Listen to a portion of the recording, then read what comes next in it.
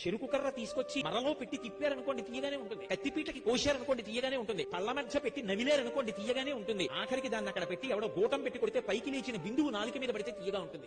ఏం చేసినా చెరుకు కర్ర తీయగానే ఉన్నట్టు పైన శరీరం ఎంత నలుగుడు పడిపోతున్నా భక్తుడైన వాడు మాత్రం లోపల ఆనందపడిపోతూనే ఉంటాడు.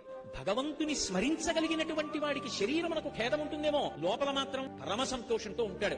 భక్తి అన్న తల్లి భక్తుడిని రక్షించుకుంటాడు. శరీరాన్ని బాధ పెట్టగలరేమో కానీ ఆయన ఆనందం అనుభవించకుండా చెయ్యగలిగిన వాడు మాత్రం లోకంలో ఉండడు. అది కాదు ప్రహ్లాదోపాఖ్యానం. కొట్టాడు, తిట్టాడు, చంపుదామని ప్రయత్నించాడు, ఏనుగుల కింద వేశాడు. ఎంత బాధ పెట్టాడు తండ్రి, ఎంత బాధ పెడితే మాత్రం మానేశాడు. ఆయన భక్తే భగవంతుణ్ణి లాక్కొచ్చింది కిందకి. ఆనంద పడిపోతూనే ఉన్నాడు. నాన్నా నువ్వేమైనా చెప్పు, నేను ఒక్క మాట చెప్పనా? ఆ అంబుజోదరుడైనటువంటి శ్రీమన్నారాయణుడి ధ్యానం చేస్తున్నప్పుడు ఆయన పాదముల నుండి స్రవించేటటువంటి మందార మకరంద పానం చేసి మత్తెక్కిపోయినటువంటి నన్ను వెళ్లి లౌకికమైనటువంటి సుఖములను అనుభవించమంటే ఎక్కడ అనుభవిస్తాను నాన్నా? నాకు ఎక్కేవి కావాలి.